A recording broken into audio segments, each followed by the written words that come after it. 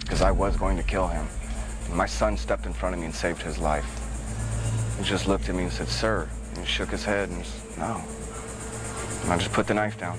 I just wouldn't traumatize him any more than he already was. Okay. This guy was raping my daughter and I beat him up and I don't know what to do. I need a fucking ambulance. Okay. I need an ambulance to help me.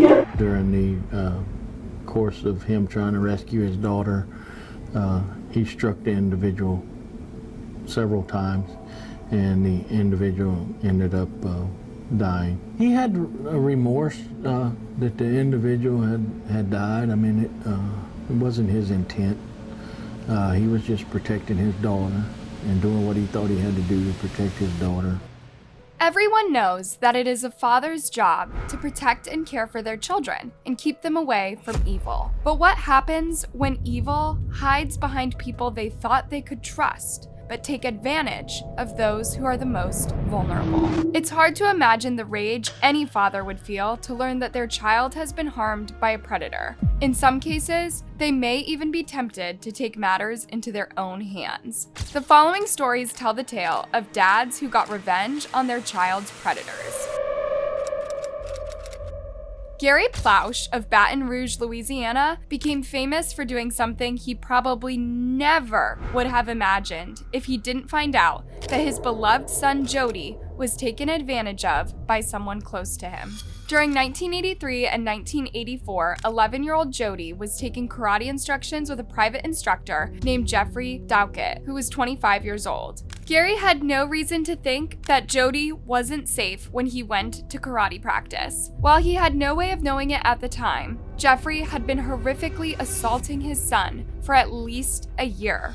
On Valentine's Day of 1984, Jeffrey would end up kidnapping young Jody and taking him away to a hotel in California. It was there that he would continue on with the terrible abuse. At one point, the boy was able to make a phone call to his mother and told her about what had been going on. She notified law enforcement and they acted quickly to rescue him. They raided the hotel and took Jeffrey into custody. Several weeks later, law enforcement helped bring Jody back to his family home in Louisiana, but it was not before he had endured a lot of pain and trauma. There was a lot of rumors about what exactly had gone on leading up to his kidnapping, as well as the horrors that he went through in the hotel room. Some of the details of how he was harmed were so incredibly disgusting and graphic that Gary was beside himself, knowing that he had not been able to protect his son. He later reported feeling helpless and enraged. On March 16, 1984, just a little more than 2 weeks after Jody arrived back home, Jeffrey was taken back to Louisiana where he was expected to face trial. Gary, who was 38 years old at the time, anticipated his arrival and came up with a plan to take things into his own hands. He went to the Metropolitan Baton Rouge Airport and watched as his son's was led through the airport in handcuffs. The enraged father was dressed in sunglasses and a hat in hopes that nobody would recognize who he was. At the time, the story was widely talked about in the media, and news crews had been waiting at the airport to capture photos of Jeffrey's arrival. As soon as Jeffrey passed by, Gary reached for his weapon and ultimately killed him right then and there. Nearby officers quickly tackled him to the ground and managed to get his weapon away from him, all while shocked passerbys watched in horror. One of the officers was reportedly screaming, "Why, Gary? Why?" And then he told them, if somebody did it to your kid, you would do it too. Gary pleaded not guilty to manslaughter, but never actually had to serve any prison time. Instead, he received a 7-year suspended sentence and probation. He also had to fulfill 300 hours of community service. In the 80s, this was an incredibly controversial case, as many disagreed about whether or not Gary should have to receive prison time. He never expressed remorse and felt that anyone who found themselves in his position would have likely done the same. What do you think? Let us know in the comments. André Bamberski was born in the 1930s in France. His wife passed away at a young age, and he eventually got remarried to a woman, Danielle Gonin. He had 2 children, one of which was a beautiful and athletic 14-year-old girl named Kalinka Bamberski. The marriage between Andre and Danielle would not end up working out after she met a doctor named Dieter Krombach. and the two began an affair. She later left her husband and went with Dieter to Germany, taking the girls with them. Tragically, in 1982, Andre would receive news that his otherwise healthy young daughter, Kalinka, had died from unusual and unexplained circumstances. While Dieter insisted that this was just a freak accidental death, Andre had his own suspicions and was determined not to rest until he found out exactly what had happened to his daughter. Dieter's story didn't seem to add up about what happened the day of Kalinka's death. He said he walked into her room that morning and found her dead. He had said he attempted to try to revive her by injecting her with stimulant in hopes that they would activate her nervous system, but it didn't work. She was already gone. He told everyone that he believed she could have died from concussion that she experienced years earlier. He also thought it was possible she died from undigested food.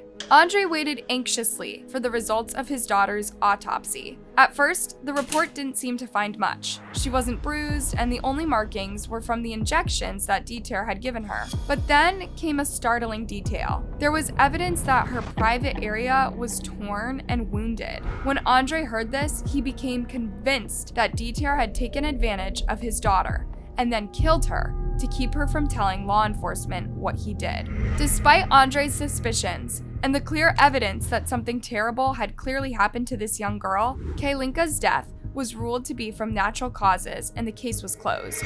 But Andre refused to give up. He did his own research into the case and begged French authorities to help him get justice for his daughter.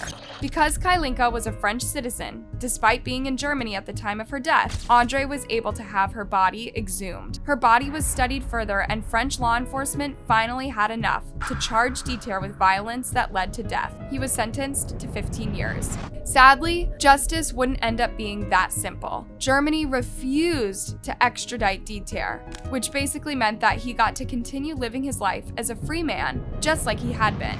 It's hard to imagine how Andre must have felt, knowing that his daughter's killer was out there avoiding justice, and there was nothing he could do about it. Germany's failure to extradite Dieter would later result in him hurting yet another young girl. His medical license was taken away, but he just continued to move around and practice medicine in areas where nobody knew what he had done. Year after year went by until eventually Andre decided to take action. In October 2009, Dieter was kidnapped and taken from his home by Anton Krasnicki, a friend of Andre's, and two other accomplices. They took him all the way to France themselves so that he would have to face trial. While Andre said that he knew the kidnapping was going to take place, he did not partake in the actual abduction. Ultimately, Dieter did have to go to trial, and he was sentenced to 15 years behind bars. Andre was satisfied with this sentence and felt that he had completed his mission of getting justice for his daughter, whose life was taken far too soon. When Jason Browning found out that his 11-year-old son was being abused by a man he trusted and considered family, you'll never believe what the predator looked like when he was done with him. We showed you the amazing picture last week, a suspected child after a run-in with the dad. Tonight, Kelly Joyce talks with that Florida father about what he says he saw and how he reacted. Jason Browning said that 18-year-old Jason Frolander would hang around the house and spend time with his son often. They would sometimes play video games together, but he could have never imagined what was going on when he was not watching. When Jason walked in one day and found Frolander attacking his son while naked, he flew into an understandable fit of rage. Jason had every intention in that moment to beat the predator to a pulp. Daytona Beach police say Frolander was by the father of the victim. I attacked him viciously, and I didn't stop. The only time I paused was to go to the kitchen and retrieve a butcher knife because I was going to kill him. Jason had left Frolander alone at home for just a short while he went out to get something to eat. When he came back, he heard strange noises coming from the bedroom, and that's when he came across the horrific scene. Found my son Raymond in the room. Despite the incredible rage he felt, Jason stopped to grab the phone and dial 911. He let law enforcement know exactly what they could expect to find when they arrived at the house. You could hear the hatred in his voice.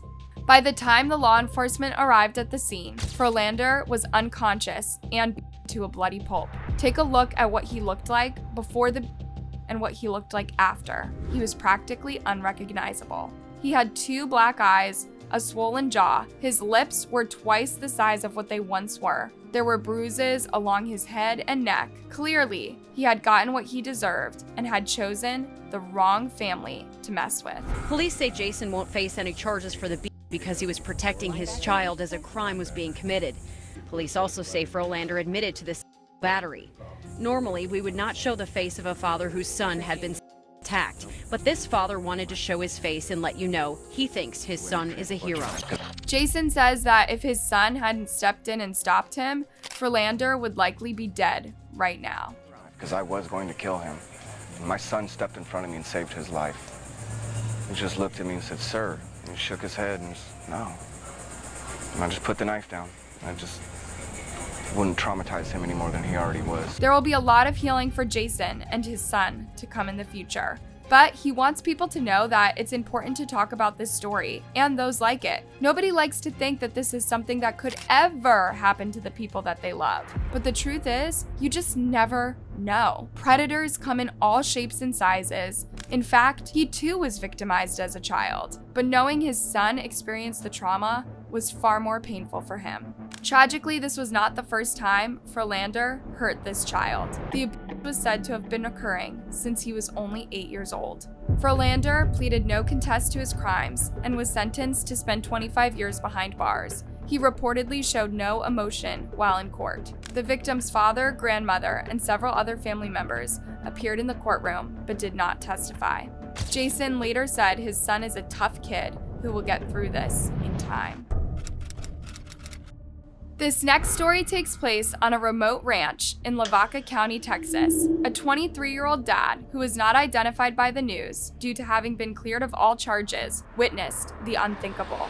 He heard strange noises coming from a detached garage on his property, and when he went to go check things out, he found his 4-year-old daughter and a 47-year-old man named Jesus Mora Flores, who was attempting to abuse her. The young dad had hired the man to help him out on the ranch with horses. He could have never imagined that he was putting his young daughter in danger by bringing him around. As soon as he realized what was happening, the dad raced into action and began attacking Jesus as he worked to get him away from his daughter. In the process, the predator was killed. The father had not meant to kill the man and did call 911, as well as tried to administer aid himself to save his life. The county sheriff talked about what happened next. During the course of him trying to rescue his daughter, he struck the individual several times, and the individual ended up dying. He had a remorse that the individual had died. I mean, it wasn't his intent. He was just protecting his daughter and doing what he thought he had to do to protect his daughter. As word spread across the nation about what had happened, people had a lot of different opinions. But those who lived in the same area as the young father didn't blame him for what he did. I would hope that after everything all came out that maybe this would be a lesson to the other would-be offenders that don't do it. Especially with a 4-year-old. That's terrible. The community made it clear that they were standing by this dad for doing what he had to do to protect an innocent child. All the facts and stuff, but it's like, hey, you know what? Parts of the guy who just the guy up, so it's like, hey, it's his daughter. Others came forward to say that if they found themselves in the same situation, they would act the same to protect one of their kids. While in court to determine whether or not the father would be prosecuted for the death of the predator, his 911 call was played aloud. He appeared to be very distressed. Okay. This guy was my daughter, and I beat him up, and I don't know what to do. Okay. I need an ambulance. Can you help me? In the state of Texas, you are allowed to use deadly force in order to stop assault, which is what clearly happened in this case. The father was cleared of all charges. Do you agree with the decision not to prosecute him? Let us know in the comments. This next story took place back in 2000 in Mexico. Eduardo Gallo was the proud father of a beautiful young girl named Paola. He was heartbroken when she disappeared from their family home, seemingly without a trace. Things went from bad to worse when he received a phone call from gang members demanding to be paid a ransom if he wanted his daughter back alive safely. He desperately gathered as much as he could, which included over $1,800 and some jewelry, in hopes of getting his precious daughter back. Despite his efforts, the poor girl's body was found just 1 week later. She would have been wounded in both the neck and back. It's hard to imagine the fear she must have experienced as she lived her last final days on Earth before she was. The bodies of several suspects supposedly connected to the murder were discovered, but it was believed that the killer was still at large. As time went on and justice had still not been served, Eduardo grew frustrated and decided to take things into his own hands. He ended up quitting his job and found a new purpose in life. What he wanted to do was quite simple. He wanted to figure out exactly what happened to his daughter, and he wanted to make sure justice was served. Day after day, month after month, he continued to dig for the truth. What he found was incredibly disturbing. The vast majority of kidnappings that occur in Mexico are never even investigated. His daughter was one of many victims. There were many family members out there who were in the same position he was, desperate to know what had happened to their loved ones. The more Eduardo researched, the more he realized just how badly his daughter's case had been botched. Fingerprints were never taken at the scene of the crime. The car used in his daughter's kidnapping was never tested for evidence. He continued to push law enforcement to take Paola's case, and those like them, more seriously. Finally, authorities were able to locate a suspect, a 28-year-old man named Francisco Zamora Arellano. He confessed to the murder and was apprehended. Even after finding out the truth, Eduardo continued to push for reform in hopes of helping others. How would you feel if you found out that the man who had tried to solicit your 4-year-old and 7-year-old daughters was caught, but didn't end up facing any legal consequences? That is the situation that Kenneth Faulkner, a father from Tennessee, found himself in the summer of 2015. Thomas Williams, who was 67 years old at the time of the incident, was given probation but no jail time for what he tried to do to these innocent girls. And guess what else? He was reportedly related to them through marriage, so they were his own family members.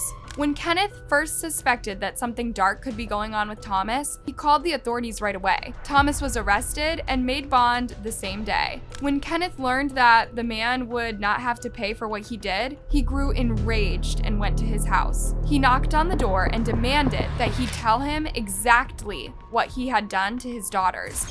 When Thomas refused to respond, Kenneth took things into his own hands. He attacked him, punched him repeatedly, and threw him down the stairs. The authorities were notified and Thomas was taken to the hospital, where he was expected to make a full recovery. Kenneth, however, was arrested and charged with aggravated assault. The court was pushing for Kenneth to spend 30 days behind bars, but received intense pushback from the community, who did not agree that the father should be charged at all. Some members of the community gathered to protest the court's decision to punish Thomas further. They held signs talking about the need for further protection of children. Kenneth also came forward to discuss how Thomas has taunted him ever since all of this happened, even allegedly smiling at him and winking at him while they pass on the street. What the court decided to do in terms of Kenneth's fate has not yet been made public, but one thing is for certain: he has a lot of people standing behind him to support him. The next story took place in West Palm Beach, Florida, and this father of a young daughter was not named for privacy of his daughter. It all started when a 13-year-old girl went to her mother and confided in her that something awful had happened. She had been terribly abused and assaulted on 3 different occasions by a 26-year-old man. That man was Roberto Rubio, who went by Salvador. The girl's mother immediately called 911 to inform the authorities. She then called her husband. Enraged, her husband left work right away to take care of the situation. Interestingly, he knew exactly who Roberto was. In fact, he was a family friend. He was someone they had not only trusted and allowed into their home, but had many meals with. This dad was not about to wait around for the police to take over. He went and combed through the town until he found Roberto on his own. The man was hiding from him in his truck. The father leapt into action and ended up injuring Roberto with a box cutter. But before he could do any further damage, law enforcement arrived at the scene. When they realized what was going on, they quickly intervened and arrested not only Roberto, but the father as well. Roberto was taken to the hospital, but later transferred to the county jail after being charged with 3 counts of assault upon an underage child. He later admitted that he had relations with the young girl, but that she had agreed to it, and everything had been consensual. The father was charged with aggravated assault against Roberto. He was later released on a $10,000 bond. He was supported by members of the community who said that his actions had been justified, as he had only been trying to protect his young daughter. This next story took place in Los Angeles, California in 2012 and is the ultimate example of loving parents who will stop at nothing to protect the person they love the most, their daughter. Barry Gilton was once a prominent member of the community who was passionate about sports and worked for the local community center. It was there that he made a positive difference by acting as a mentor for local children and helped them get involved with meaningful activities and stay out of trouble. But despite Barry's efforts to make a good difference in the community, he had his work cut out for him. This was because the city was struggling from the impact of violent gangs. One of the most infamous gangs in the area at the time was the CDP, which stands for Central Divisado Players. Even though some of his relatives were associated with CDP, Barry was determined not to get involved. He ended up moving away from the Los Angeles area to get away from the violence, along with his girlfriend Lupe Mercado. Together they had 4 children, one of which was a girl named Leticia. Despite Lupe and Barry's every effort to protect all their children from the dangers they knew existed in the community, Leticia ended up finding herself in some trouble. She was having problems at school and wanted to escape her situation in order to find a fresh start. She moved back to Los Angeles, where she quickly found herself involved with a very dangerous and evil crowd. She met a 22-year-old man by the name of Calvin Sneed, and the two became involved, not only as romantic partners, but as business partners. It didn't matter to Calvin that Leticia was just a teenage girl. To him, she was just another pawn that he could use to make money. He tricked her into an illegal lifestyle in which she was forced to use her body for means of getting a profit. While she may have quickly discovered that she wanted out, she wasn't given that option. Calvin used threats to keep her stuck right where he wanted her. Barry and Lupe eventually became aware of their daughter's involvement with Calvin and did everything in their power to try to keep her away from him. But at this point, his grasp on her was too powerful, and it seemed as if there was nothing they could do to rescue her. They notified law enforcement and even reported her as a juvenile runaway, but nothing seemed to work to bring her home safely. After growing frustrated over seemingly nobody wanting to help save their daughter, these parents decided to take matters into their own hands. In May 2012, they drove together to Los Angeles to try to track down Calvin. Sure enough, they found him in North Hollywood and ended up firing into his car. They had planned to kill him that day, but he ended up being wounded, yet surviving. They did not end their pursuit there, but tried again the next month. This time, Barry, desperate to ensure his daughter's safety, enlisted friends from the CDP's help with his efforts. This time, they were successful, and on June 4th, they got revenge on Calvin, the person they called their daughter's pimp, by gunning him down. He had been on his way to pick up Leticia at the time of the murder. Initially, both Barry and Lupe were charged in connection with Calvin's murder. But then, just when it was least expected, this case took a dramatic turn. Due to the conditions of this crime, they were also both charged with racketeering. This meant that they would only both have to spend 5 to 6 years in federal prison before even facing their trial for their possible murder conviction in connection to Calvin. Ultimately, the prosecution tried to convince the jury that this couple killed Calvin not out of love and protection for their daughter, but because they wanted to gain more power in connection with the CDP gang. The jury disagreed with this determination, and the couple was eventually acquitted. Calvin's father, Charles Sneed, would later express to the press his discouragement over the way that the case was handled. He told the local news that while he knew that his son had a lot of issues with local law enforcement, he believed that he could still have a chance to turn his life around if Barry and Lupe had not sought out to kill him. Leticia was reportedly able to be taken back to Los Angeles to live with her family once more. Charles Sneed says he thinks his son deserved a similar opportunity.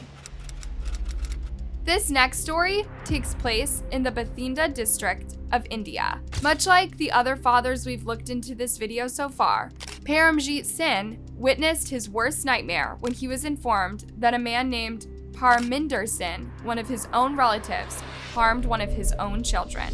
Paramjit thought rather than waiting for law enforcement for help, he would handle this situation on his own. And the way he did so was very sneaky. He started by offering his child's abuse a ride back home in town on his motorcycle, which the predator accepted. However, rather than taking Parminder home as intended, Paramjit ended up taking him to a secluded area where he tied him to a tree and began to beat him up. But this father had more than that in store for his predator. He brutally injured Parminder before law enforcement could arrive on the scene and intervene. But by the time they arrived, this man almost had both of his arms severed. This gives us only an idea at what this father was thinking as he brutally took revenge upon this man. This is sadly yet another case of father versus predator justice that seems to have no true resolution. Parminder was said to have been taken to the hospital with severe injuries he sustained at the hands of the victim's father. But what will become of Paramjit and the rest of his family? If there is one thing to learn from these horrific stories, it is that sometimes, maybe even a lot of the time, the people we should fear the most are the ones close to us. That was at least the harsh lesson that a lot of these fathers in this video had to learn. What do you think about these cases? Let me know in the comment section, and don't forget to like, subscribe, and hit that bell button.